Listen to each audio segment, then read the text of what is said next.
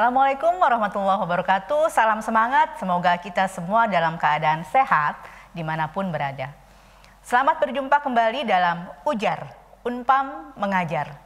Kembali lagi bersama saya Ari Widiarti, dosen dari Program Studi Ilmu Hukum S1 Fakultas Hukum Universitas Pamulang yang akan menemani sahabat Unpam dalam membahas materi pada mata kuliah hukum perikatan dengan topik prestasi dan wan prestasi. Pada pertemuan kali ini, saya akan menemani Anda sekalian untuk membahas mengenai hal-hal yang berhubungan dengan prestasi dan wan prestasi, antara lain tentang pengertian prestasi, kemudian sifat-sifat prestasi, pengertian wan prestasi, jenis-jenis prestasi, dan juga jenis-jenis wan prestasi. Materi ini akan disajikan sampai 30 menit ke depan, jadi jangan sampai terlewatkan, tonton terus di Sasmita Jaya TV Berbagi untuk Negeri.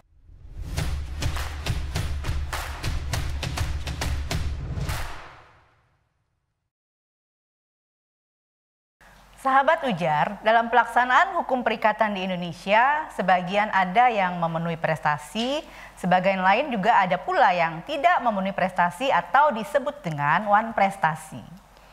Tindakan wan prestasi akan berdampak pada konsekuensi terhadap timbulnya hak pihak yang dirugikan untuk menuntut pihak yang melakukan wan prestasi agar memberikan ganti kerugian. Adanya ketentuan hukum diharapkan agar tidak ada satupun pihak yang dirugikan karena terjadinya wan prestasi.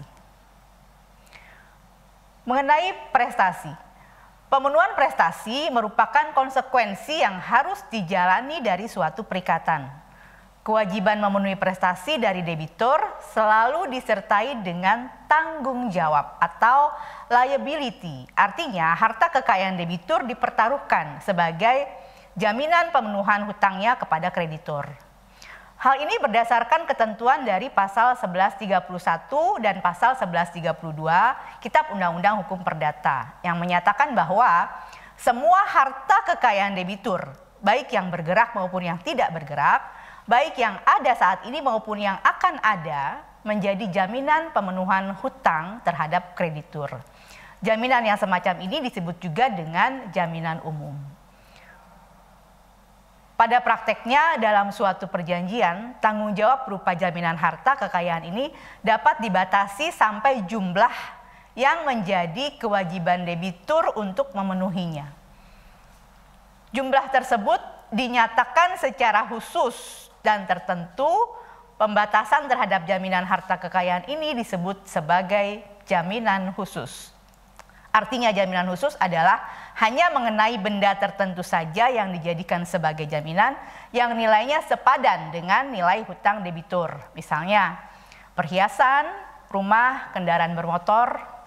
Jadi apabila debitur tidak memenuhi prestasinya, maka benda-benda yang dijadikan jaminan khusus tadi inilah yang dapat dijual atau dilelang untuk memenuhi hutang dari debitur.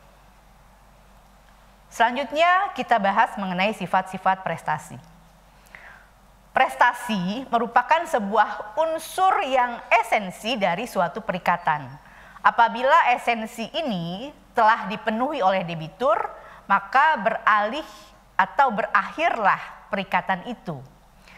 Agar esensi itu dapat tercapai, maka harus diketahui sifat-sifat dari prestasi.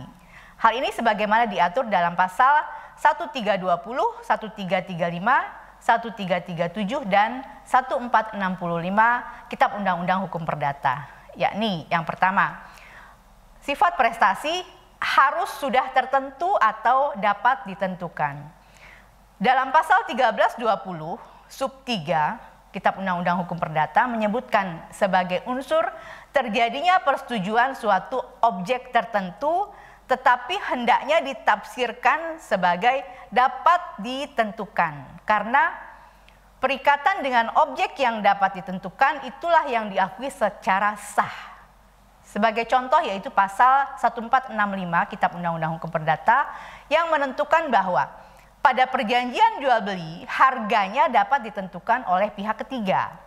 Perikatan adalah tidak sah jika objeknya tidak tertentu atau tidak dapat ditentukan.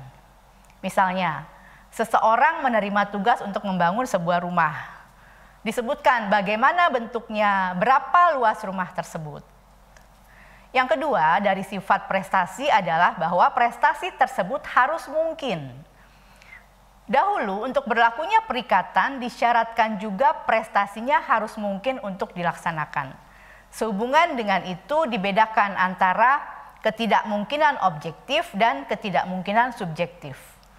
Pada ketidakmungkinan objektif tidak akan timbul perikatan, sedangkan pada ketidakmungkinan subjektif tidak menghalangi terjadinya suatu perikatan. Prestasi pada ketidakmungkinan objektif tidak dapat dilaksanakan oleh siapapun. Misalnya, prestasinya berupa menempuh jarak antara Semarang dengan Jakarta menggunakan kendaraan mobil dalam waktu 3 jam.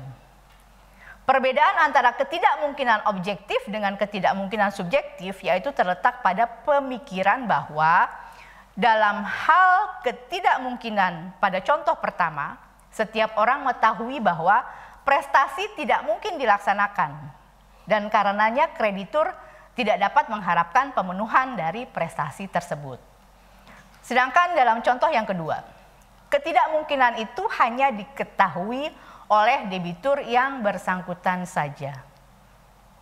Baik, yang ketiga dari sifat prestasi adalah bahwa prestasi ini harus halal atau harus dibolehkan secara hukum. Menurut pasal 1335 dan 1337 Kitab Undang-Undang Hukum Perdata, suatu persetujuan tidak akan menimbulkan perikatan jika objeknya bertentangan dengan ketertiban umum atau kesusilaan atau jika dilarang oleh undang-undang. Pasal 23AB menentukan bahwa semua perbuatan dan persetujuan-persetujuan adalah batal jika bertentangan dengan undang-undang yang menyangkut ketertiban umum ataupun kesusilaan. Di satu pihak, pasal 23AB juga lebih luas daripada pasal 1335 dan pasal 1337 Kitab Undang-Undang Hukum Perdata. Karena selain perbuatan-perbuatan yang mencakup juga persetujuan, akan tetapi di lain pihak lebih sempit karena kebatalannya hanya jika bertentangan dengan undang-undang saja. Jadi kesimpulannya bahwa objek perikatan tidak boleh bertentangan dengan undang-undang, tidak boleh bertentangan dengan ketertiban umum dan kesusilaan. Sifat keempat dari prestasi adalah bahwa prestasi tersebut harus ada manfaatnya bagi kreditur. Artinya debitur dapat memanfaatkan prestasi tersebut. Maksud saya kreditur dapat memanfaatkan prestasi tersebut. Yang kelima, prestasi juga bisa terdiri dari suatu perbuatan atau serentetan perbuatan. Kita lanjut pada pembahasan ketiga yaitu wan prestasi. Semua subjek hukum, baik orang ataupun badan hukum, dapat membuat suatu perjanjian yang menimbulkan perikatan di antara para pihak yang membuat perjanjian tersebut. Perjanjian ini mempunyai kekuatan yang mengikat bagi para pihak yang melakukan perjanjian tersebut sebagaimana diatur dalam pasal 1338 Kitab Undang-Undang Hukum Perdata.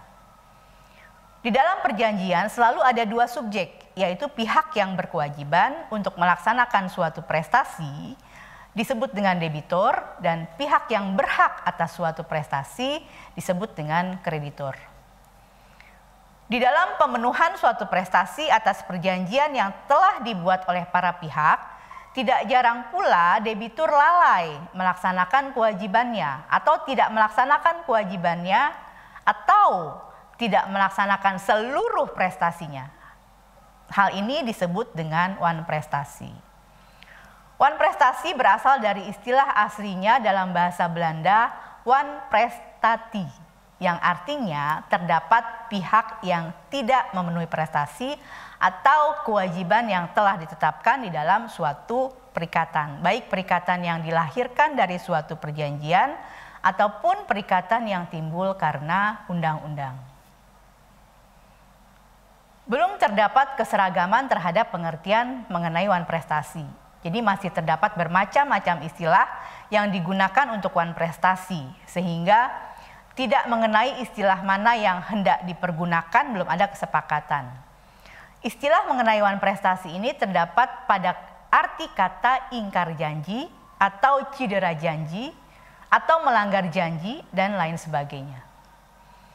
Dengan adanya bermacam-macam istilah mengenai wan prestasi telah menimbulkan kesimpang siuran maksud asli dari wan prestasi tersebut. Ada beberapa sarjana yang tetap menggunakan istilah wan prestasi dan memberi pendapat tentang pengertian mengenai wan prestasi ini. Di antaranya Dr. Wiryono Projodikoro, sarjana hukum, mengatakan bahwa wan prestasi adalah ketiadaan suatu prestasi di dalam hukum perjanjian. Berarti suatu hal yang harus dilaksanakan sebagai isi dari suatu perjanjian. Barangkali dalam bahasa Indonesia dapat dipakai istilah pelaksanaan janji untuk prestasi dan ketiadaan pelaksanaannya janji untuk wan prestasi. Maryam Darus Badrul Zaman mengatakan bahwa apabila debitur karena kesalahannya tidak melaksanakan apa yang diperjanjikan, maka debitur itu wan prestasi atau cedera janji. Kata karena salahnya itu sangat penting. Karena debitur tidak melaksanakan prestasi yang diperjanjikan sama sekali, bukan karena salahnya. Menurut M. Yahya Harahap yang mengatakan bahwa wan prestasi dapat dimaksudkan juga sebagai pelaksanaan kewajiban yang tidak tepat pada waktunya atau dilaksanakan tidak selayaknya. Dari uraian beberapa pendapat tersebut, kita ketahui maksud dari wan prestasi adalah bila mana seseorang tidak memberikan prestasi sama sekali, terlambat memberikan prestasi, melakukan prestasi tidak menurut ketentuan yang telah ditetapkan dalam perjanjian. Dengan demikian bahwa setiap perjanjian, prestasi merupakan suatu yang wajib dipenuhi oleh debitur. Prestasi merupakan esensi dari suatu perjanjian. Apabila debitur tidak memenuhi prestasi sebagaimana yang telah ditentukan dalam perjanjian itu, maka dikatakan wan prestasi. Dan wan prestasi ini membawa akibat hukum terhadap pihak yang melakukannya dan memberikan konsekuensi terhadap timbulnya hak pihak yang dirugikan untuk menuntut pihak yang melakukan wan prestasi agar memberikan ganti rugi. Selanjutnya kita ke materi keempat, yaitu macam-macam prestasi dan wan prestasi. Menurut ketentuan pasal 1234 Kitab Undang-Undang Hukum Perdata, bahwa tiap-tiap perikatan adalah untuk memberikan sesuatu, untuk berbuat sesuatu, atau untuk tidak berbuat sesuatu. Maka dari itu, wujud prestasi itu 3, yakni memberikan sesuatu yang di dalam pasal 1235 dinyatakan dalam tiap-tiap perikatan untuk memberikan sesuatu adalah termaktub kewajiban si berutang untuk menyerahkan kebendaan yang bersangkutan dan untuk merawatnya sebagai seorang bapak rumah yang baik sampai pada saat penyerahan. Kewajiban yang terakhir ini adalah kurang atau lebih luas terhadap perjanjian-perjanjian tertentu yang akibatnya mengenai hal ini ditunjuk dalam bab-bab yang bersangkutan, tentunya di dalam Kitab Undang-Undang Hukum Perdata. Pasal ini menerangkan tentang perjanjian yang sifatnya konsensual atau perjanjian yang lahir pada saat tercapainya kesepakatan, yang objeknya adalah barang, di mana saat tercapainya kesepakatan tersebut, orang yang seharusnya menyerahkan barang harus tetap merawat dengan baik barang tersebut sebagaimana layaknya memelihara barang kepunyaannya sendiri, sama halnya dengan barang milik orang lain yang tidak akan diserahkan kepada orang lain. Kewajiban merawat dengan baik berlangsung sampai barang itu diserahkan kepada orang yang harus menerimanya. Penyerahan dalam pasal ini dapat berupa penyerahan nyata maupun penyerahan secara yuridis. Contoh perikatan memberikan sesuatu. prestasi penjual untuk menyerahkan barang kepada pembeli, dan prestasi pembeli untuk menyerahkan harga yang dibeli. Prestasi majikan untuk memberi upah kepada buruh. Jenis prestasi yang kedua adalah berbuat sesuatu, yang mana di sini debitur harus mematuhi apa yang telah ditentukan dalam perikatan ketika melaksanakan prestasi. Segala perbuatan debitur yang telah diperjanjikan adalah tanggung jawab debitur tersebut sesuai dengan ketentuan yang diperjanjikan oleh para pihak. Contoh, perikatan berbuat sesuatu, prestasi seorang buruh untuk bekerja pada majikan. Prestasi ini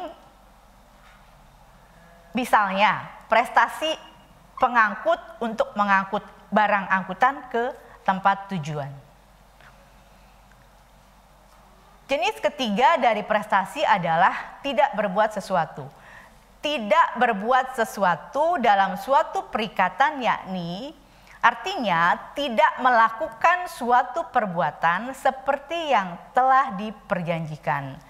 Jadi wujud prestasi di sini adalah tidak melakukan perbuatan.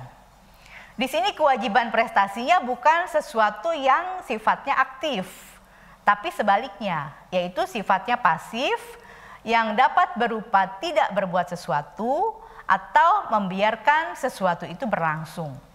Di sini, bila ada pihak yang berbuat tidak sesuai dengan perikatan, maka ia bertanggung jawab atas akibatnya. Contoh perikatan untuk tidak berbuat sesuatu. Prestasi tidak meniru merek perusahaan lain.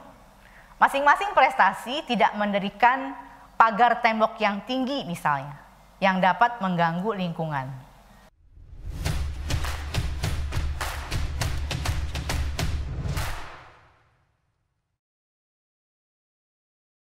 Baiklah sahabat ujar, itu tadi materi mengenai macam-macam prestasi.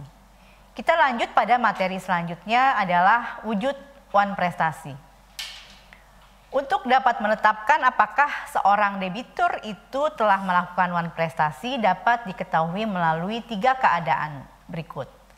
Yang pertama, debitur sama sekali tidak memenuhi prestasi. Artinya, debitur sama sekali tidak memenuhi kewajiban yang telah disanggupinya dalam suatu perjanjian atau tidak memenuhi kewajiban yang ditetapkan undang-undang dalam perikatan yang timbul karena undang-undang. Contoh, A dan B ini telah sepakat untuk jual beli motor dengan merek Snoopy misalnya dengan harga 23 juta rupiah.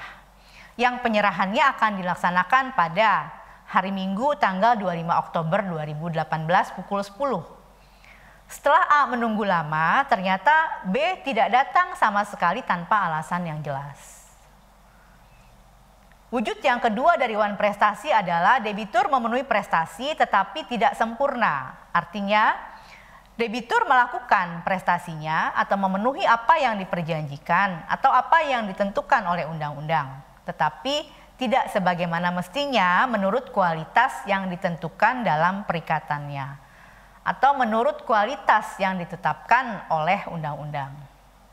Contoh, masih dalam konteks yang nomor 1 tadi contohnya. Misalnya, si B datang tepat waktu, tapi motor yang dibawa bukan merek Snoopy, melainkan merek Miu misalnya. Padahal yang dijanjikan adalah merek Snoopy. Wujud wan prestasi yang ketiga adalah debitur memenuhi prestasi tetapi tidak tepat pada waktunya atau terlambat. Artinya, debitur memenuhi prestasi tetapi terlambat, waktu yang ditetapkan dalam perjanjian tidak dipenuhi.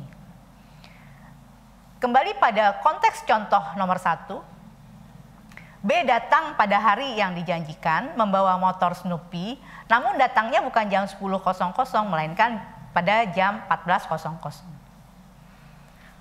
Profesor Subekti menambahkan lagi keadaan tersebut di atas dengan melakukan sesuatu yang menurut perjanjian tidak boleh dilakukan.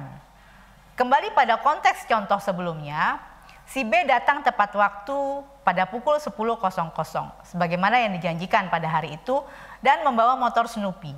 Namun menyertakan si C sebagai pihak ketiga yang sudah jelas-jelas dilarang dalam kesepakatan kedua belah pihak sebelumnya. Untuk mengatakan bahwa seseorang melakukan wan prestasi dalam suatu perjanjian adalah bukan suatu hal yang mudah, karena kerap kali juga tidak dijanjikan dengan tepat kapan suatu pihak diwajibkan melakukan prestasi yang diperjanjikan. Dalam ilmu hukum ada 3 macam wan prestasi, yaitu wan prestasi yang disengaja. Maksudnya adalah wan prestasi dianggap sengaja apabila debitur dapat dikatakan berbuat sesuatu atau tidak berbuat sesuatu walaupun ia insaf bahwa tindakannya atau tidak bertindaknya mengakibatkan wan prestasi. Contoh, dalam perjanjian peruntungan modal. Dalam hal ini misalnya, Burhan bersedia menyerahkan modalnya kepada perusahaan Andi yang bergerak di bidang ekspor impor. Dengan perjanjian bahwa setiap keuntungan akan dibagi kepada Burhan sesuai modal yang sudah diserahkan setiap bulannya. Tetapi setelah beberapa bulan berjalan ternyata si Andi tidak memenuhi prestasinya sama sekali dan tidak ada alasan yang jelas. Wan prestasi yang sengaja mempengaruhi besarnya denda atau ganti kerugian. Hal ini sesuai dengan ketentuan dari pasal 1247 dan 1248 Kitab Undang-Undang Hukum Perdata. Jadi apabila seseorang berwan prestasi, mungkin ia akan dituntut membayar ganti rugi, ditambah dengan biaya, kerugian, dan juga bunga. Bentuk wan prestasi yang kedua adalah wan prestasi karena kesalahan. Wan prestasi karena kesalahan adalah akibat dari sikap debitur yang acuh, kemudian tetap acuh, atau debitur tidak melakukan usaha untuk dapat diharapkan dari seorang debitur, namun justru memilih melakukan suatu perbuatan atau mengambil sikap diam atau tidak bertindak. Dalam hal perjanjian pengangkutan barang misalnya, di mana suatu perusahaan pengangkutan milik Badu bernama perusahaan Citra Lestari umpamanya. Di sini Badu memiliki banyak orderan dalam pengangkutan barang ke berbagai daerah. Saat itu perusahaan milik Badu menerima orderan yang lebih besar dari biasanya karena tergiur dengan keuntungan yang besar, sehingga ia menerima kesanggupan mengirim barang ke berbagai daerah melebihi batas maksimum pengangkutan perusahaannya. Di sini ada pihak yang terpenuhi prestasinya dan ada juga pihak yang tertunda pelaksanaan prestasinya. Jadi dari contoh itu dapat dianalisa bahwa perusahaan milik Badu memiliki standar dalam melakukan pengiriman barang setiap hari. Tapi karena tergiur dengan keuntungan yang besar dan tidak mau memberikan satupun orderan pengiriman barang kepada perusahaan pesaing, sehingga perusahaan pengangkutan barang milik Badu menerima orderan pengiriman melebihi batas pengiriman perusahaan. Akibatnya apa? Menjadi terlambat dan perusahaan Badu tetap dapat memenuhi prestasinya dengan disertai ganti kerugian atas keterlambatan pengiriman. Hal ini karena keteledoran dari perusahaan milik Badu. Bentuk wan prestasi yang ketiga adalah wan prestasi tanpa kesalahan. Hal ini disebut juga dengan force majeure atau overmach. Maksud di sini, undang-undang juga melihat kemungkinan terjadinya keadaan yang tidak dapat dipertanggungjawabkan kepada debitur. Akibat wan prestasi yang dilakukan debitur dapat menimbulkan kerugian bagi kreditur, sanksi atau akibat-akibat hukum bagi debitur yang wan prestasi. Yaitu, debitur harus bayar ganti kerugian yang diderita oleh kreditur. Hal ini diatur dalam pasal 1243 Kitab Undang-Undang Hukum Perdata. Akibat wan prestasi yang kedua, perjanjian dapat dibatalkan atau adanya pembatalan perjanjian, disertai juga dengan pembayaran ganti kerugian. Pasal 1267 Kitab Undang-Undang Hukum Perdata mengatur hal tersebut. Yang ketiga, wan prestasi juga berakibat terhadap peralihan risiko kepada debitur sejak saat terjadinya wan prestasi. sebagaimana diatur dalam pasal 1237 ayat 2 Kitab Undang-Undang Hukum Perdata. Dan juga wan prestasi berakibat pada pembayaran biaya perkara apabila sengketa diperkarakan di muka hakim, sebagaimana diatur dalam pasal 181 ayat 1 HIR. Dalam hal debitur tidak memenuhi kewajibannya atau tidak memenuhi kewajiban sebagaimana mestinya dan tidak dipenuhi kewajiban itu karena ada unsur salah pada debitur, maka seperti telah dikatakan bahwa ada akibat-akibat hukum yang atas tuntutan dari kreditur bisa menimpa dirinya.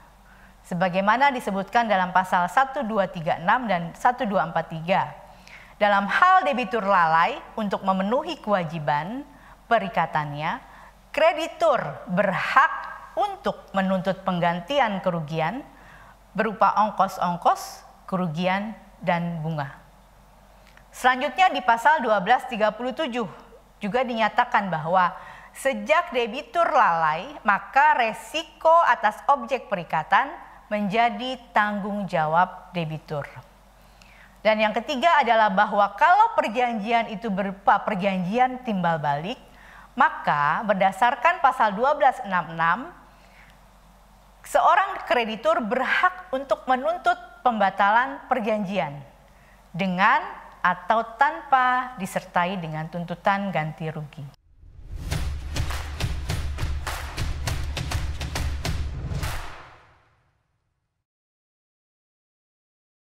Kembali lagi bersama saya dalam Ujar, Unpam Mengajar.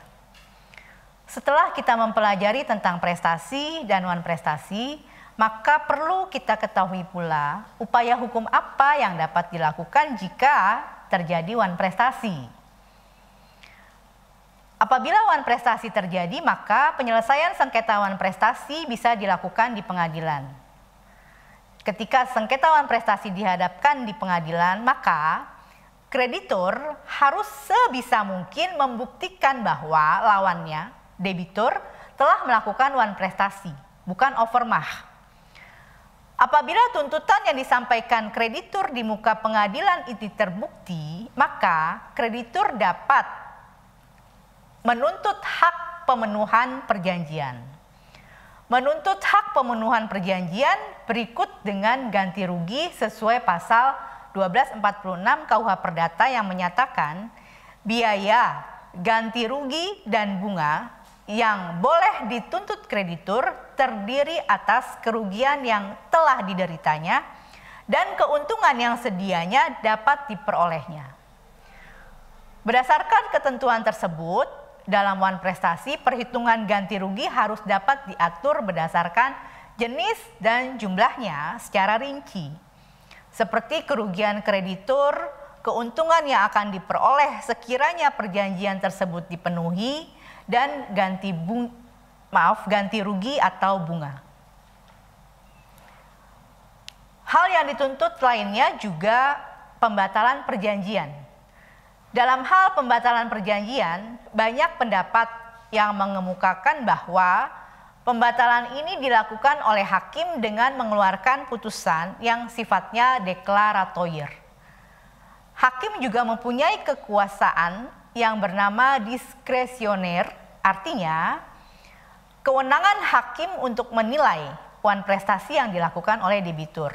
Hakim berwenang untuk menolak pembatalan perjanjian apabila kelalaiannya itu dianggap terlalu kecil, meskipun ganti rugi yang diminta harus diloloskan. Hal yang dapat dituntut selanjutnya adalah pembatalan perjanjian disertai ganti kerugian. Juga menuntut ganti kerugian saja juga bisa dilakukan oleh kreditur ketika kreditur melakukan tuntutan ke pengadilan.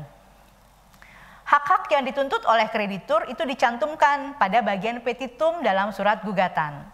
Apabila debitur tidak dapat membuktikan bahwa ia tidak melakukan wan prestasi tersebut, maka biaya perkara seluruhnya dibebankan kepada debitur.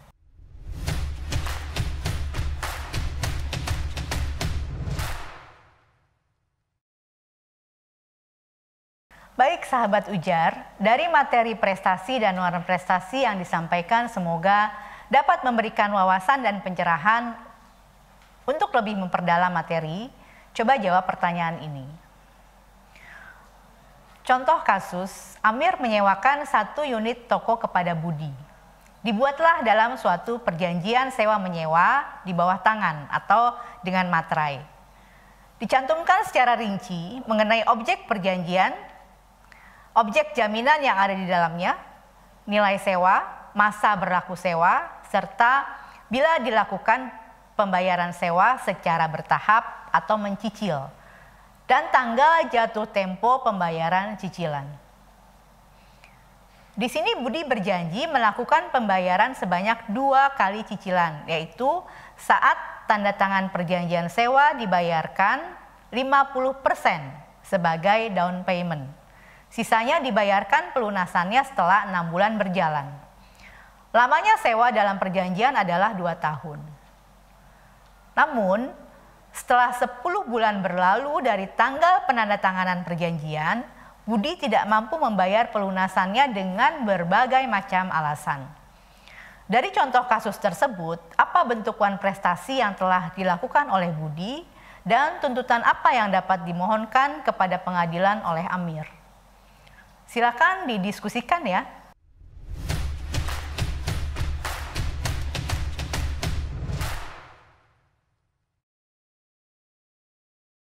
Setelah tadi kita membahas bersama, maka dapat kita simpulkan bahwa prestasi terdiri dari 3 jenis, yakni memberikan sesuatu, berbuat sesuatu, dan tidak berbuat sesuatu.